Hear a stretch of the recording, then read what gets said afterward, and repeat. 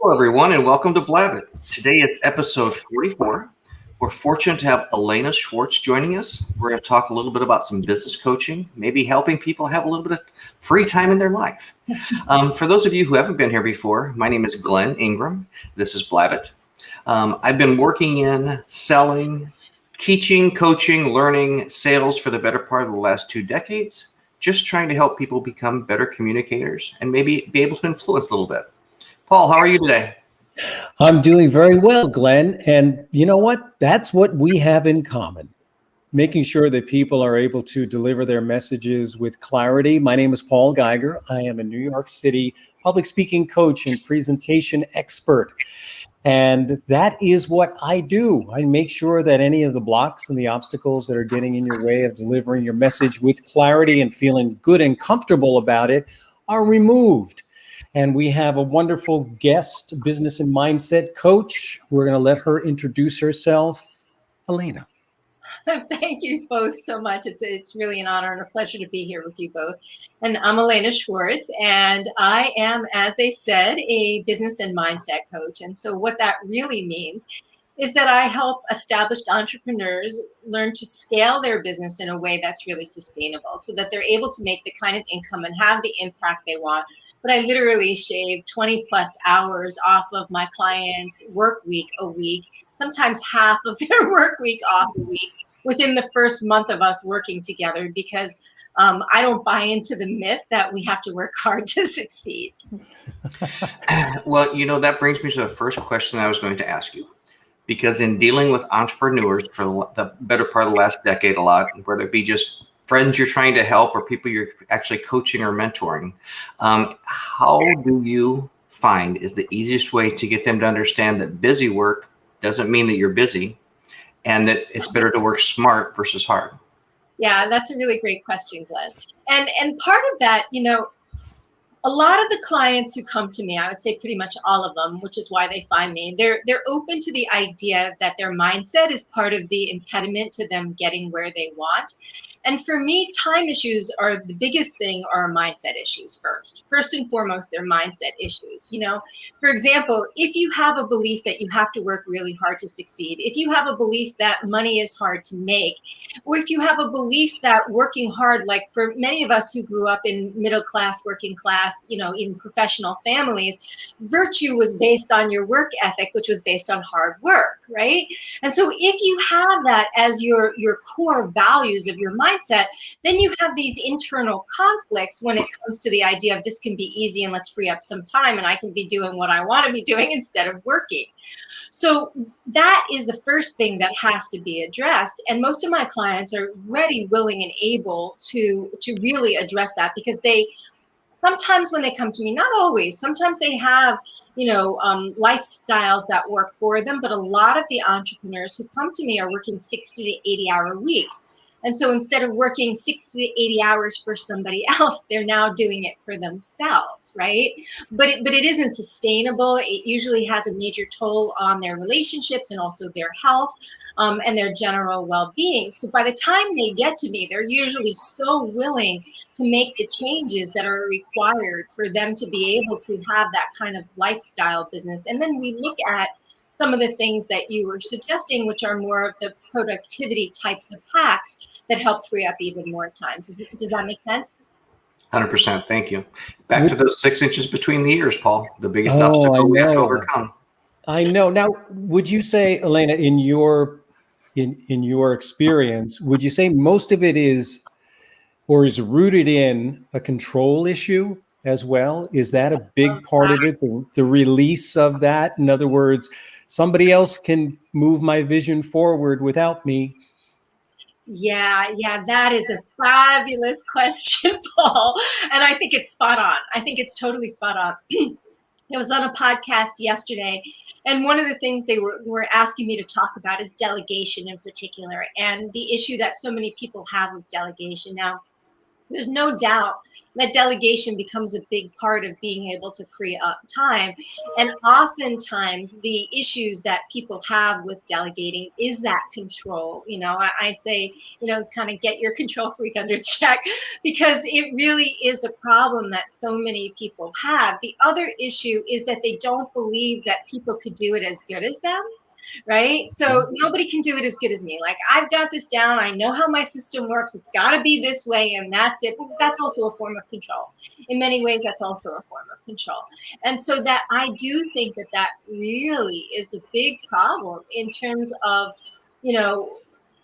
when you feel like your livelihood, your future, your success is in your own hands, the idea of giving that out to somebody else to be able to pick up the reins becomes problematic for many people. Mm-hmm.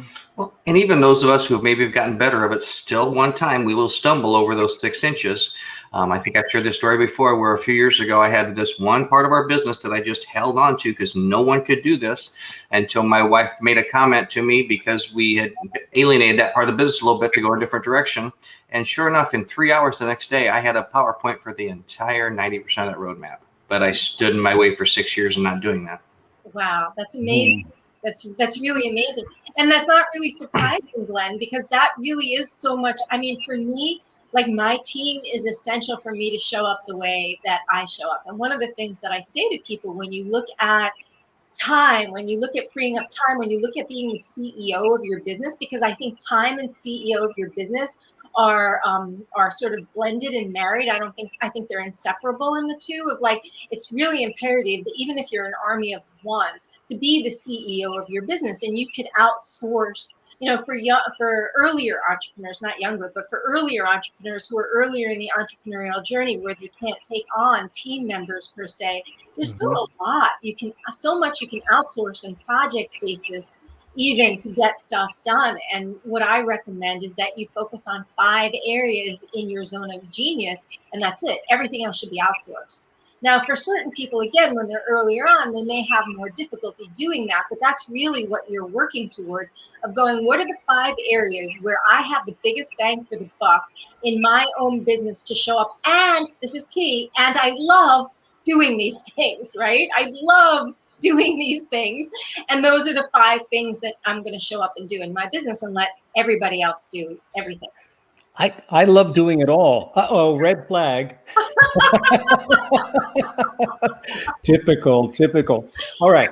So a thought just came into my mind, as it usually does, right, Glenn? I mean, we can't stop it. It just happens when we have these conversations. My thought is that, what has been your experience working with professionals, working with entrepreneurs who have part of the problem of being stuck being related to what we all just went through collectively? There have always been obstacles in business, and there are always hurdles, and there's always steps and plateaus that you have to get to.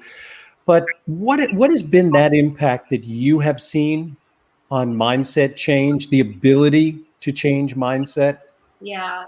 I think that's a great question as well, because for entrepreneurs to be successful, I would say for anybody to be successful, but particularly for the entrepreneurial journey, a growth mindset is an absolute essential, right? You cannot have a fixed mindset. There are so many things that come up. And if we take every obstacle that comes up and thinks it's an obstacle rather than an opportunity, it will take us out of the game. We will remain stuck forever.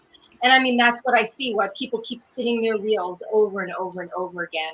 And so when you look at potential challenges and potential obstacles as opportunities, knowing that there's a solution there to be had, then it's easier to reframe that and look at it in a completely different way. And my experience is every single one of my clients has made significantly more money during the pandemic.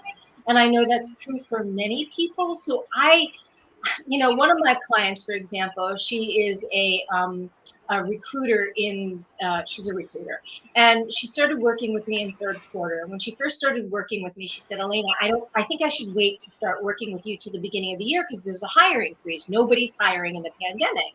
And I said, pandemic, schmandemic. Like, I don't believe it. I just don't buy it. I just don't buy it's the economy. It's, my car. I need a new car. I need this. I need that. It's the political atmosphere. It's the nature of my industry, BS, which for me means belief system, right? So it's yes. And we started working together. And in the first month, she landed her agency landed a huge, really big client. Within 3 months, they were oversubscribed. They literally had clients come into them, and they needed to hire on a new recruiter at their agency because they had so much work. And that to me is that's truth. Like, that isn't even like exceptional. That's just truth. And when people live in the truth, like, I play a lot in universal laws, and whether you believe in them or not, just like whether you believe in gravity or whether you believe in love, whether you believe in wisdom, just because you can't see it doesn't mean it doesn't exist. If you step off a building, you're going down, so it exists. And when I teach my clients how the universe really works and how you work with it, like, you can create anything you want at any time you want, and nothing is an impediment, but you do have to have that growth mindset to begin with. One thing that I've been interesting, it's kind of been a statement that I used a lot in 2020, was I work a lot in the digital space with helping other people that are in the digital space. And a lot of us did this because we hated where we were, and it was a way to get away from that day job. Yeah. But the comment and the question I've asked a lot of people is, have you created a job or a company?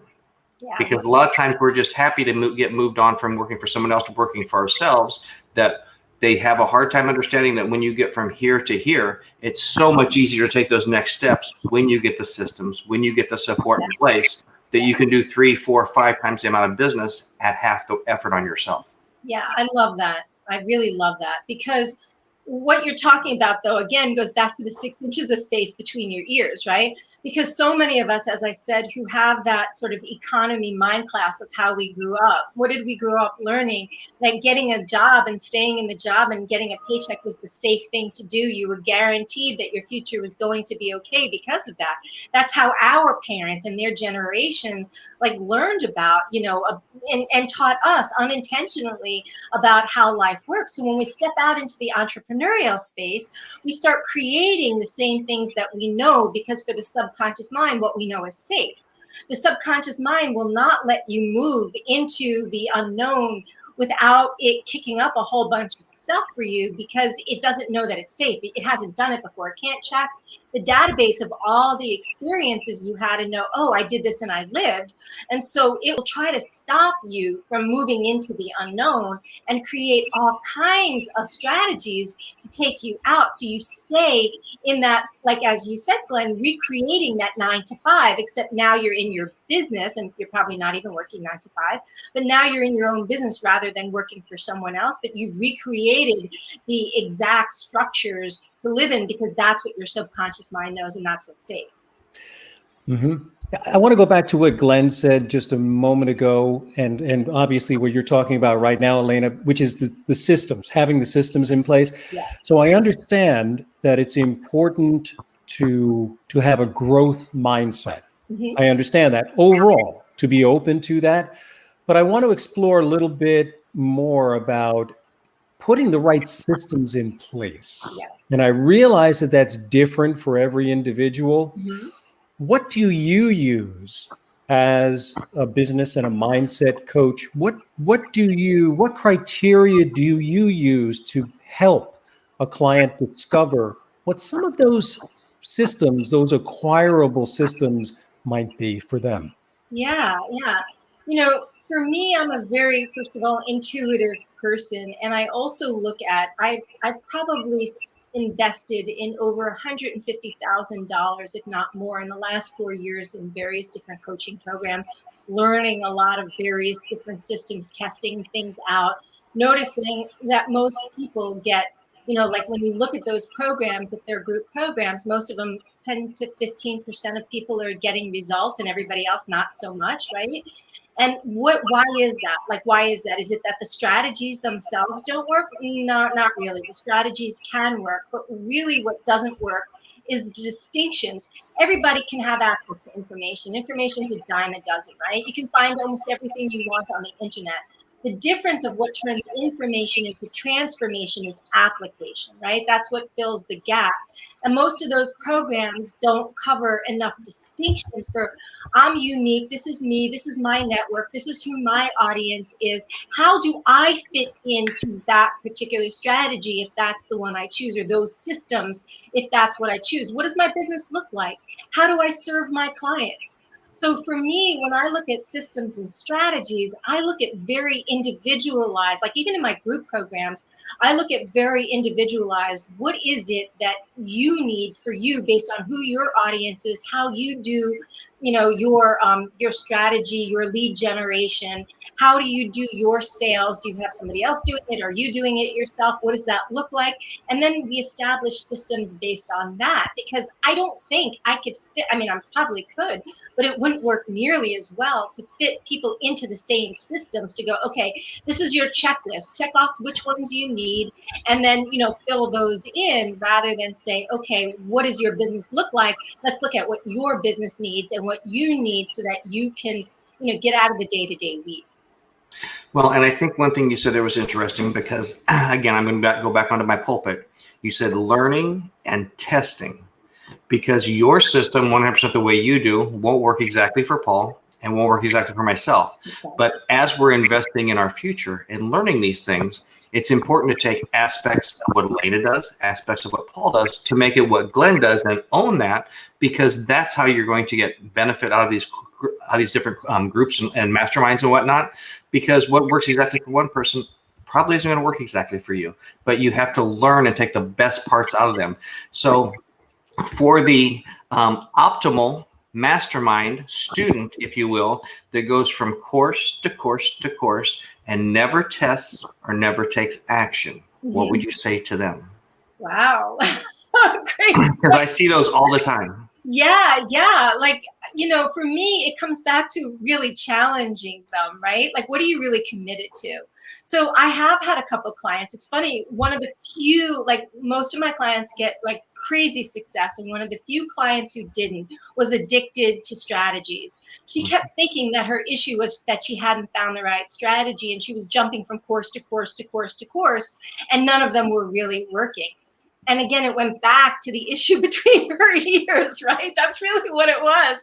And I kept trying to tell her that's what the issue was. But the thing is, like, what are you really committed to? Because when you start looking at, on a really deep level, what am I committed to, right? You'll see that you're committed to certain fear or certain paradigms or certain patterns that you're committed to more than you are the results. Now, that's hard for people to take personal responsibility in that way. But if you want to achieve a certain level of success, you have to take radical responsibility and ownership of your results. And that means examining your behavior, because your behavior is contributing to your results, right? And so, when you look at a person like that, Glenn, what do you see? The only constant is them, right? So the only constant is them. There's strategy after course after strategy after course, and they're not getting any results.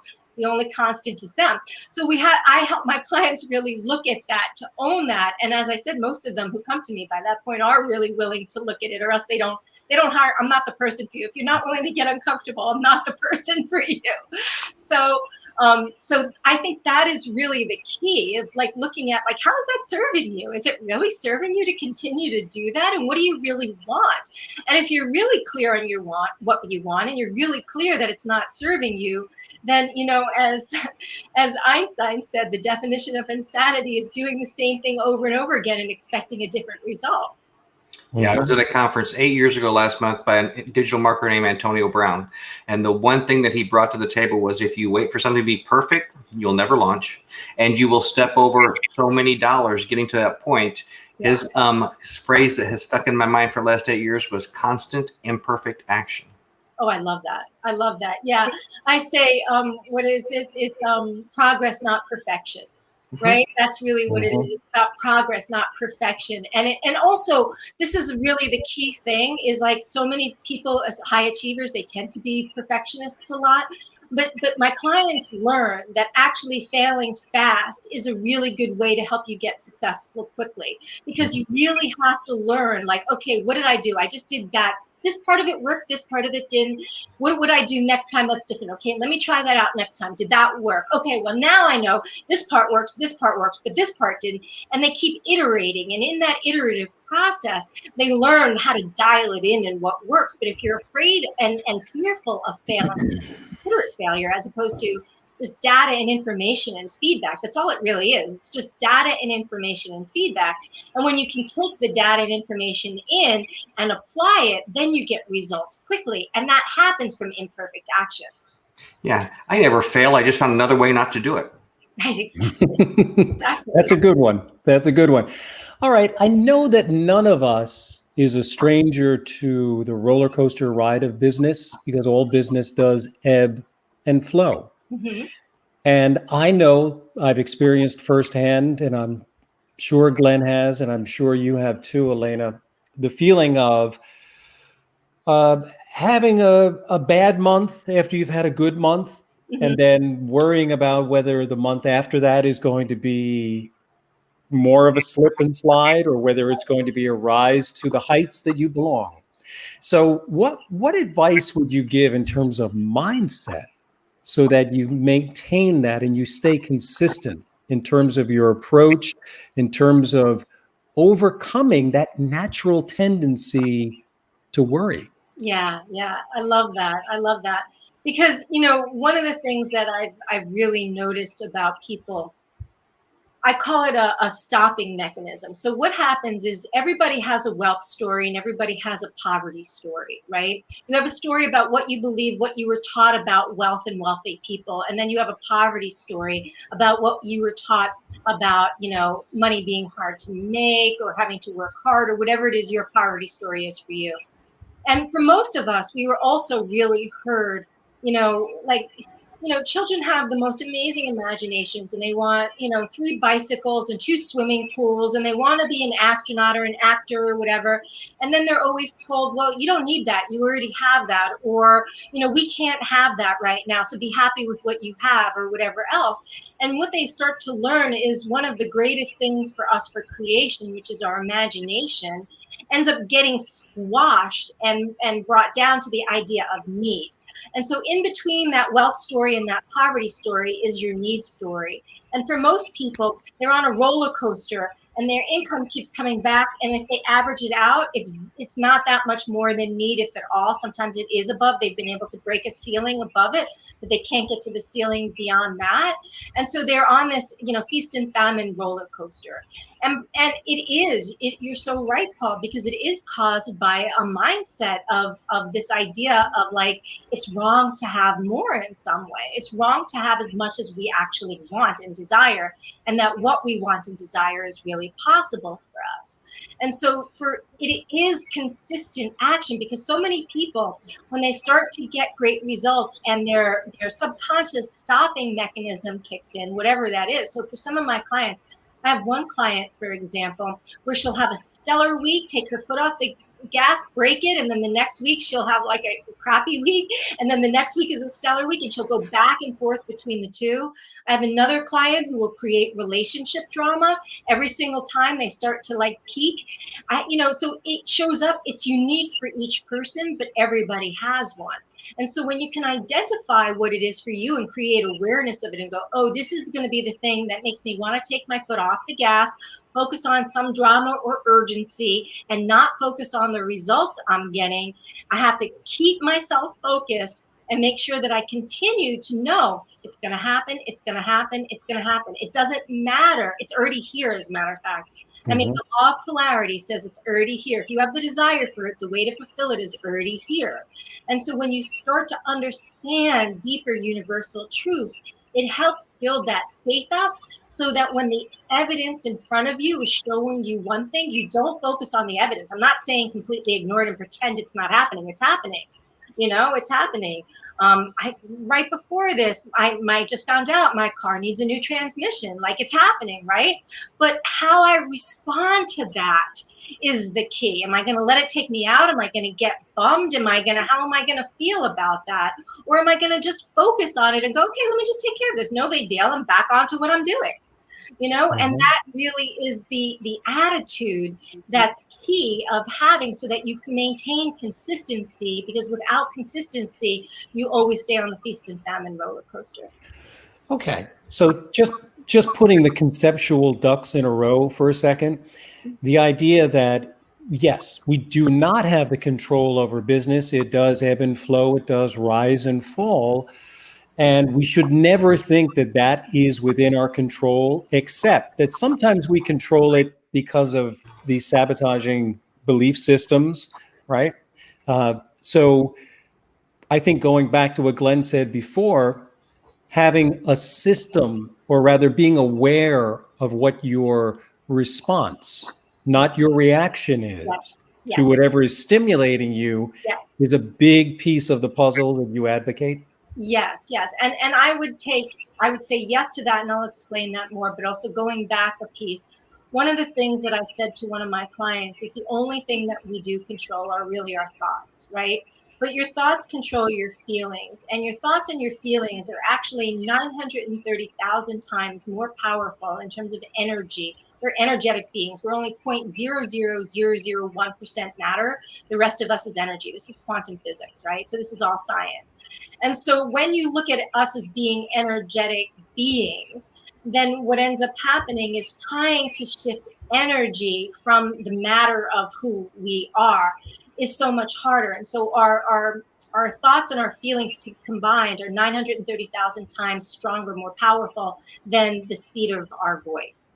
So it is the most powerful energy that we know of. And when you realize that that's what's going to influence your action, which is going to influence your results, and then your results are going to support the beliefs you have, and then your beliefs are going to create more thoughts, and then you're going to continue on this cycle here, then you realize that actually by changing your thoughts and changing your feelings, you take different actions. You then, as you said, get to decide whether you want to react to something or respond to something, right?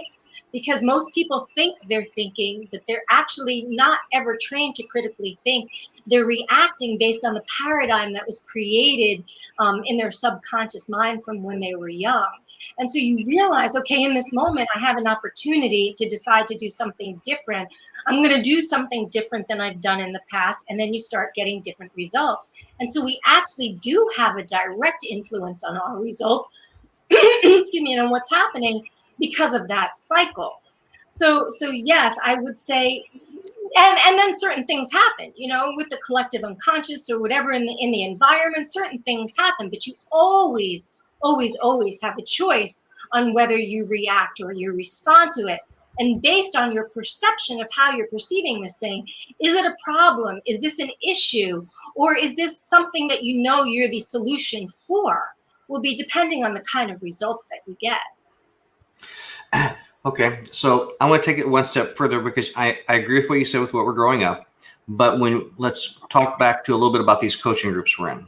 Because I've been in different coaching groups that part of their sales collateral was, we're going to help you get to this level in this amount of time, or if you get to this level. And some of them are based maybe around say $10,000 a month, because that's kind of a typical number that people know they can quit their day job and stuff like this. Mm-hmm.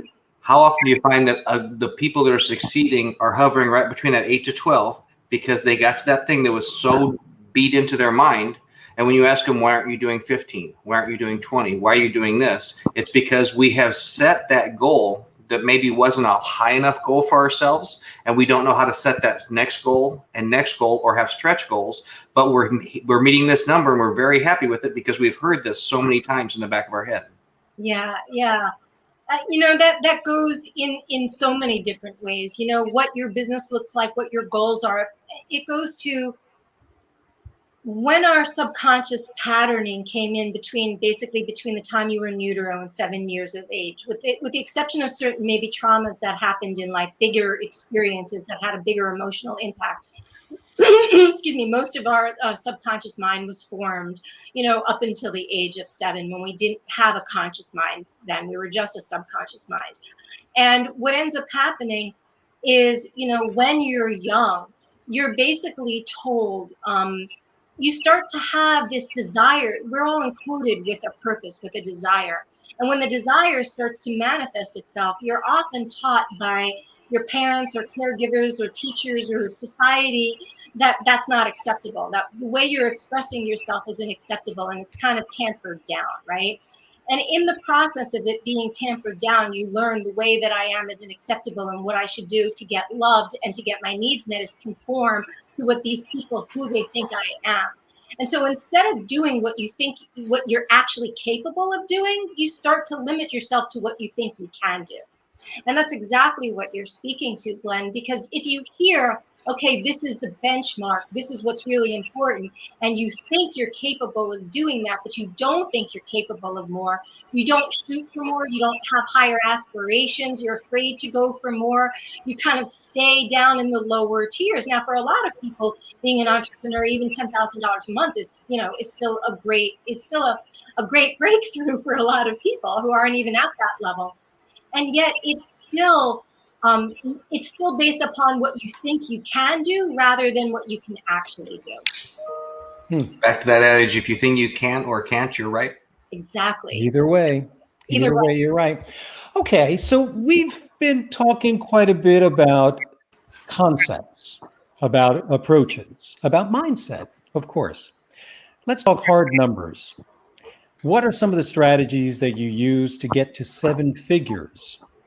And I am very keen on hearing what you had to say, Alaina. It makes good sense to me. Okay, this isn't going to make any sense to you at all, but I'm going to tell you the truth. I'm going to tell you the real truth. So here's my secret sauce. Here's my secret sauce with my clients. Once I help my clients energetically align with who they are and their vision, right? Because that's the key. You have this vision.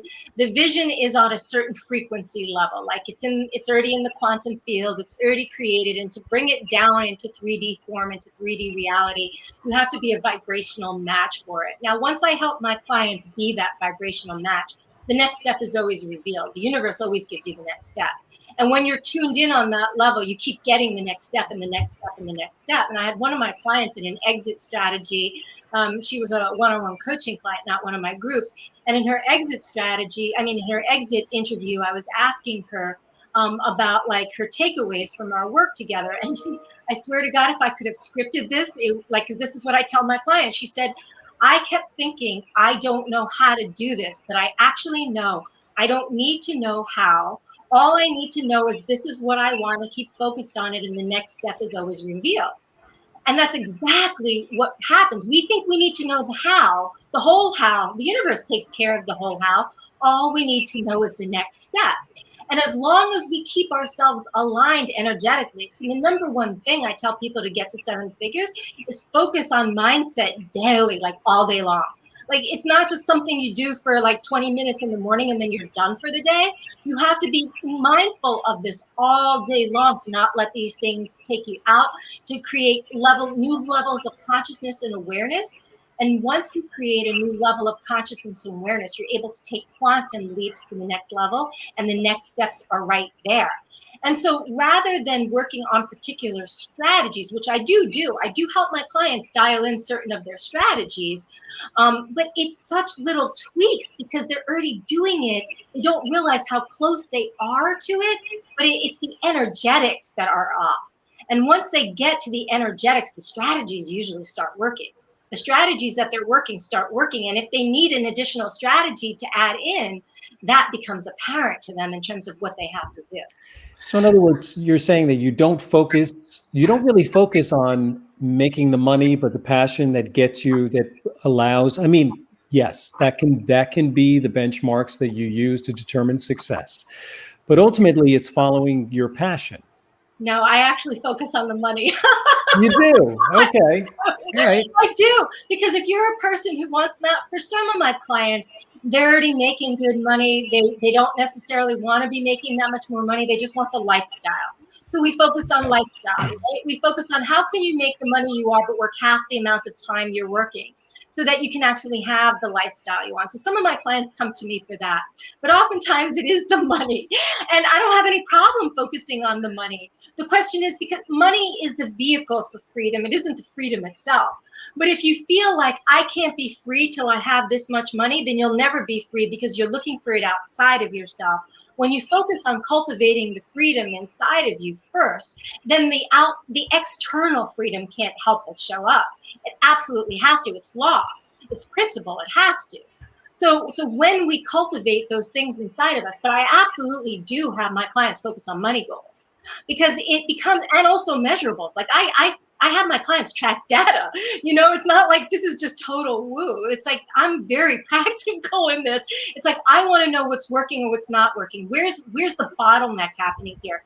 Is it happening in generating leads? Is it happening in your sales process? So your close rate? Like I had one client who said to me, I have a leads problem. I need more leads. And I said to her, well, what's your close rate? And she said, well, about 20%.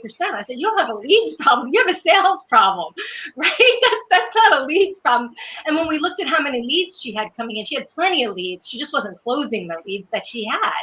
And so we had to work on her sales issue, which for her was a mindset issue. It was about her being able to step out and be bold and say things that were potentially confronting to people, but were true because she always wanted to be the nice girl, right? She wanted people to like her. And so and there's nothing wrong with, first of all, we're not here to have people like us. We're here to get people results. And they do tend to like us because we show up authentically. And so that's helpful, right? Mm-hmm. But it isn't about doing the sales to get somebody to like you or being afraid to say something that's really hard to somebody, but is the truth, but is going to be the difference that makes them, have what they want or don't have what they want, right? Reach their goals or not attain their goals. So people think that it's certain issues, but I do look at each step of the process that they're in and go, where is the bottleneck in this? Let's work on that issue and let's track it so we know. So we have hard data that shows where the issue is. So I'm not just the total woo. So much of what I do is very practical, but I also know, I just wrote a post about this, I think yesterday, that if you're planting weed seeds, if you're planting dandelion seeds, no matter how much you add compost, no matter how much you water and get sunlight, you're getting dandelions. You're not getting roses. And if you want roses, you got to be planting rose seeds. So the strategies and the systems, which are the compost and the watering and the sunlight, those are the strategies and the systems are absolutely key. Your seed won't grow without them. But if you're not planting the right seed in the first place, you're going to get what you're planting. Well, and that number you mentioned there, Paul, brings out the bean counter in me, where I've had this conversation a lot with people and business owners, where they say, I want to make X amount. And I say, well, that's great. But how much are you bringing home with you? What's your OR, what's your cash-based analysis? Because is it good to make 7 figures with a 20% profit margin? Or is it good to make $500,000 with a 50%? I think that's still $50,000 more in your pocket at the end of the year. So I don't care how much I make. I care how much stays in the bank. Right. And all of those things are really important for sure. I'd say all of those things are important in terms of how you scale sustainably. And making sure that you are keeping more of the profit and the margin. Now, for some people, a lot of people who want the 7-figure business, they truly believe that to have the 7-figure business, they have to be able to take themselves out of the business, that you don't have a real business unless you can walk away from the business and the business still runs. And there's certain truths to that. But I have to say, one of my top five that I love to do is actually the coaching. It's actually delivery of service. And so because I really love coaching, I really love to do that, I don't imagine myself ever stopping doing that. I could hire other coaches to do it for me, but I love doing it. Why wouldn't I do something I really love doing just to make more money? That doesn't make sense to me.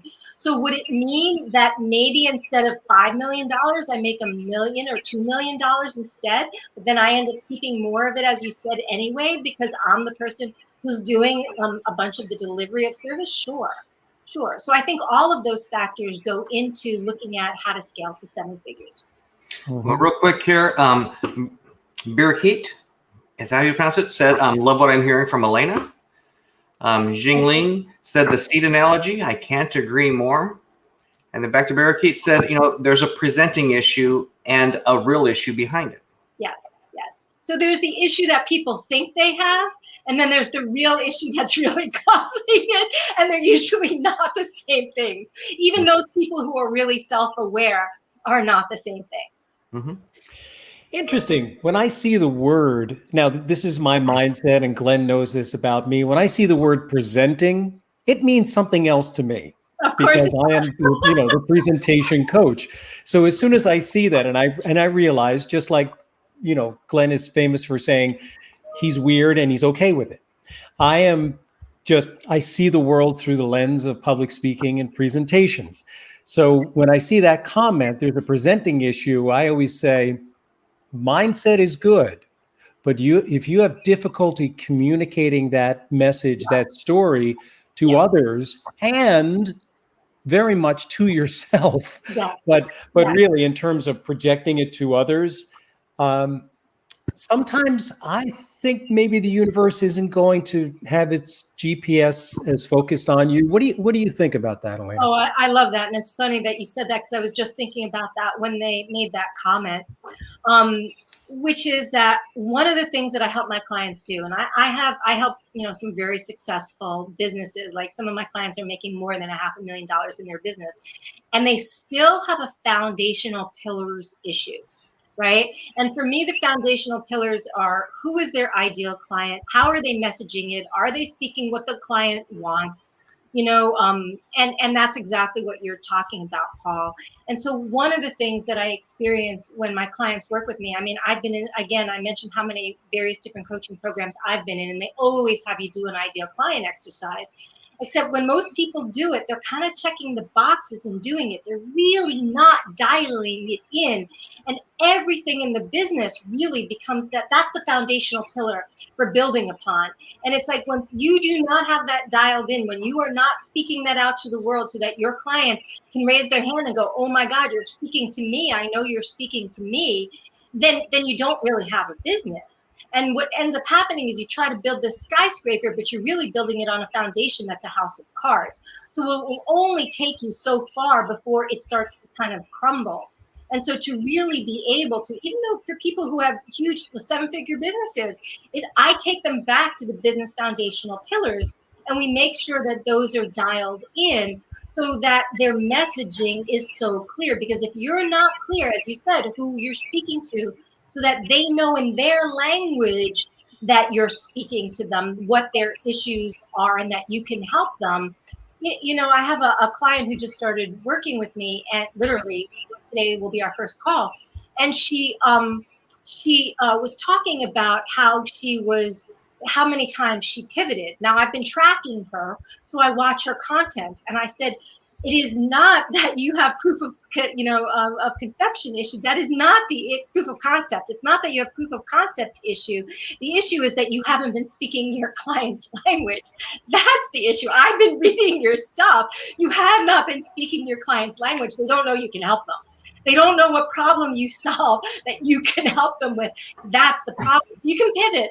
If you prefer this more, I would say do what you love to do first and foremost, but all the things that you've been doing so far, it's not that they didn't work because the concept in and of themselves don't make money. It's the way you were doing that concept that didn't make money.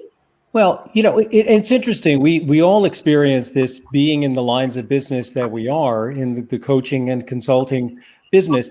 Isn't it true that every client who comes to us, they are coming to us because they're aware of there being a need for something to change? Yes. Whatever that might be. Yeah. So I know with Glenn doing the work that he does, it's usually based on something that you said earlier, Alaina, which is a pain point. It's something that's triggering them to seek out a relief, a solution from this.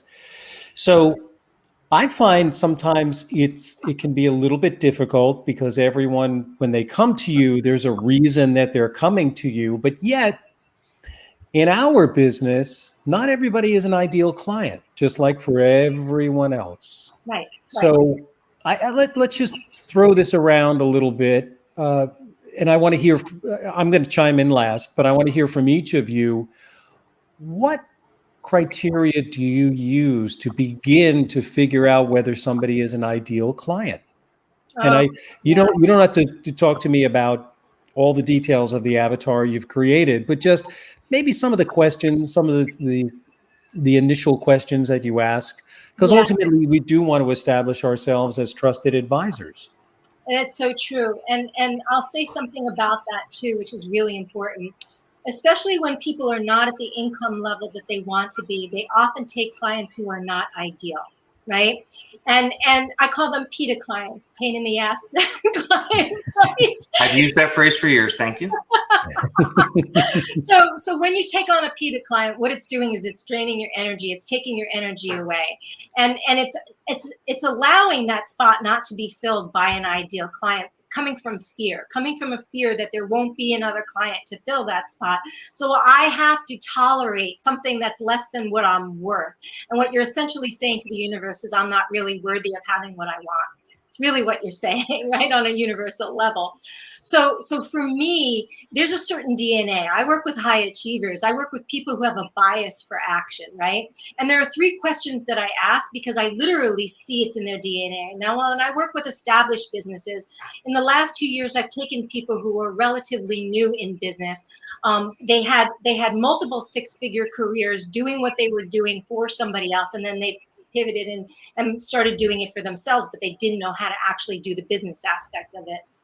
And they were both elite athletes. And I took them both on and I said, these people will pop fast. I know it. They have a bias to action. They take action. They go at it. You give them something to do, they implement. You give them something to do, they implement. And I know those are my people, right? That's what's really important. So for me, they have to be coachable. They have to be willing to be resourceful. I don't want to hear, I don't have the money, I don't have the time, I don't have whatever. Get resourceful, figure it out. We can all solve every problem that comes our way if we're resourceful and committed to it. And then the last one is committed and decisive. So for me, once people have that kind of DNA, and I can see that what their business issues are or their mindset issues are, I know I can help them really quickly. What about you, Glenn? It's funny you asked that because, I have a couple different aspects of my business. So if I'm helping somebody ongoing at a higher level, I had about 2 or 3 clients. I think it's going to be 3 or 4 years ago here in a couple months that were really my PITAs. And within about 10 days to 2 weeks, I fired them as clients. And I thought to myself, what am I doing wrong here? What could I be doing better? And I instituted a new part of my introduction to someone if I don't know anything about them, to where I explained to them, we're going to take the first 20 minutes of this call. I'm going to tell you what makes me tick personally and professionally. I want you to do the same thing back. If either one of us sees a red flag, let's part ways before we even talk about business. Because in that time, I'm going to say, I feel comfortable moving forward. Do you? And if we do, then let's talk business. We've had a few times where one of us raised our hand over the last few years and said, no, I don't think this is the right fit. Great. Let's get that out of the way now. But I found by doing that, establishing some personal and business rapport and knowing that you have a similar mindset, A, my conversion rate has gone up. B, my longevity rate has really gone up as well. And I can have more clients because I avoid the PITAs. I love that. Yeah, it really is. For me, it really is a commitment issue. I love what you said, Alaina, about having the resources. And it's not just money, it's time. Mm-hmm. And it really is consistent commitment. And I would say that's the biggest bugaboo in my business, is when people think they've come far enough. And really, they have not completed the process. And, you can, I don't know whether you guys demand a commitment of, a certain amount of time.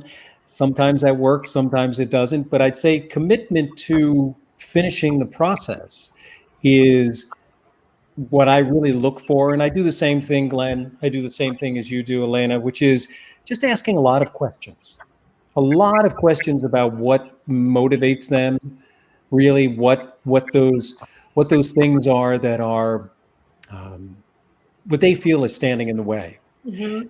Mm-hmm. And I don't know about you guys, but very often in terms of, I deal in mindset as well, obviously, but very often clients are not really aware of what the real issue is, Right. of what's really going on, though they will use words and concepts and previous lanes in the road to describe what it is that's going on with them. But often I'll be able to look at it and see that it's something else. So if there's too much of a disconnect there, or of a sudden awareness of what's really going on and not an acceptance of it, that can be cause to not move forward, without a doubt. Yeah, there was one other thing I wanted to say about that too, which is that there was one potential client I was talking to last week, I think it was, and she was having an issue with not being able to fill retreats. She had raised her rates of her retreats significantly, and she was finding that the network that she had been filling effortlessly was no longer willing to pay her new numbers. And she said to me, my network's no good. I can't use my network. I got to find it somewhere else. Mindset issue. Like that immediately says to me, mindset issue. It means you're not presenting the value to your network in a certain way that they're raising their hand and saying, yes, I can see the value of this and I want to do this, right? Not a network issue, a mindset issue.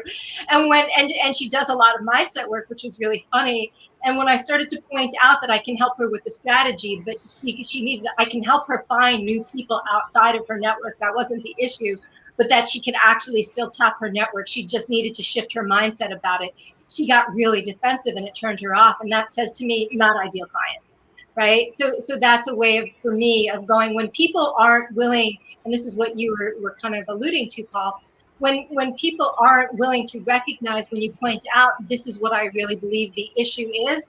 And if they're not willing to go, okay, that might be, I don't see it, but I'm willing to like investigate that more, then I go, not the right client for me. Mm-hmm. Okay, so we have a question here that I think each of us should answer, and I think that'll just about take us here to the end. Baraki says, isn't the ideal client really the person that you see in the mirror? Yes. Who wants to take that on first? Because I have some ideas about that. Go for it, Glenn. Yeah, go for it. I think it's certain aspects of that person you see in the mirror. So for me, it's I know what I'm good at. I've learned to focus on what I'm good at and to find other people to do what I'm not great at. So for me, my ideal client understands they're not good at doing what I do. They're going to give me the autonomy to deliver results on that. So from that part of the mindset, yes, they're similar to me, but they don't have the same traits or the same experiences. We just understand that you hire someone to do what you don't do well. Mm-hmm. That's a great answer, because I think my answer is very similar. A lot of my ideal clients have certain characteristics of me. I'm a high achiever. I have a bias to action. You know, I'm a learner. I'm a constant learner. I'm always wanting to learn new skills, techniques, how to improve on things. It's part of the reason I've taken so many courses, is because I want to learn, more and implement more in that way. So there are certain characteristic traits that my clients have of me. And then there's vast differences of experience and lifestyle or whatever else that they have as well. So, but there is a theme. And I think without that theme, they really wouldn't be my ideal client. Mm-hmm. Same sort of thing. I mean, I say to so many people that I work with or who are contemplating working with me, or vice versa, me working with them, that we are all on a journey. We are all on this journey. And to think that you're accomplishing your goals or your results is the destination is not really the right thought process, because it is sort of an ongoing thing. And I look at it that way. I look at it, and I will be the first one to admit that I'm always looking to improve. And therefore, just keep an open mind and keep listening to the wonderful guests we have here on Blabbit. I do write down notes all hour long. So, yes, I'm paying attention too. So I hope that answers the question. Well, I'm going to sneak one last question here, because I've been with large companies where I've seen this cycle where they'll have a CEO that's sales because we want to grow the business, and then they'll grow a while and then margins will go down. Then we'll bring in a CEO that's more financially based to increase profits and maybe not grow as fast. And they keep going in those circles, to where I've equated to a lot of business owners an accordion effect. You know, we try a lot of things. It's time to take a look and see what worked. Let's get rid of things that didn't work, and then let's try some things again. What are your thoughts on that, and how do you kind of help people maybe get focused and to learn how to do some testing and to focus again on what's working? But the only way you know what's working is by trying different things.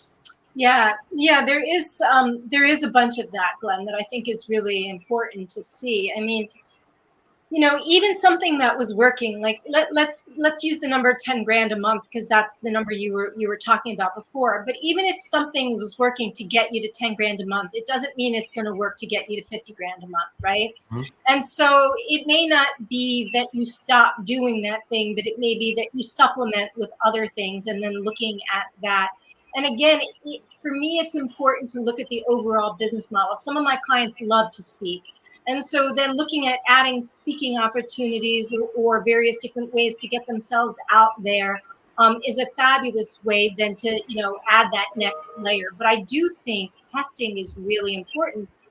There's a balance between testing something new and making sure you stay with it long enough to see if it really works.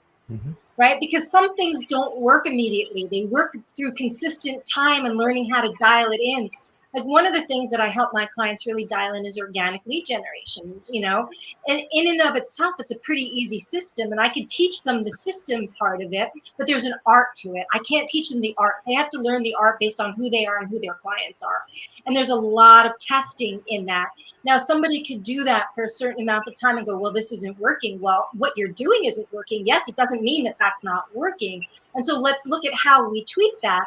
Or staying with it long enough to build a level of authority in their space on the particular social media platform they're using so that then it starts to work. So there's a balance between looking at what is working, why isn't it working, and will this work long term if I still stay with it? Yeah, I came across a phrase, or I thought about a phrase years ago. I called the shelf effect. It's what's on the shelf this month, and we have something else on the shelf not next month and the next month, and we really never know if anything on the shelf actually worked because we're going to stick with it long enough. Right. I love that. And I think that's really true. So there is a balance between trying different things and how you try them to make sure if they're really working or they're not working. Like I had one of my colleagues say, oh, they spent a couple of weeks on Clubhouse to see if that worked and it didn't work. I was like, how can you tell from a couple of weeks whether Clubhouse works for you or not? I'm sorry. Like it didn't work immediately. You wanted immediate results and it didn't work. Okay, well, if that's your testing, criteria, then that didn't work. But that's not my testing criteria. We just keep on testing Blabbit, right? Mm-hmm. Exactly. Jury's still out. Jury is still out. All right. Well, I'm honored that you tested it with me. Thank you. Well, and we're very happy to have had you on this episode. Thank you for coming on. If anyone would want to reach out to you, what's the best way to communicate with you, Alaina? Sure. They can actually reach out to me directly at support@alainaschwartz.com. So I presume that you'll have some, I think that people can find the spelling of my name. So support@alainaschwartz.com if they want to reach out to me directly. I hang out a lot on LinkedIn and I put out a ton of value and content on LinkedIn. So you can also search me on LinkedIn and find me. And while my website is under construction, I'm rebranding it. If you want to check it out, you can still check it out at www.alainaschwartz.com. And, check out what my clients are saying about me too and their experience of working with me. Fantastic. Thank you so much, Alaina. Thank you. It's been an honor and a pleasure. All right, everyone. We'll see you back same times next week, same areas. Have a good week, everyone.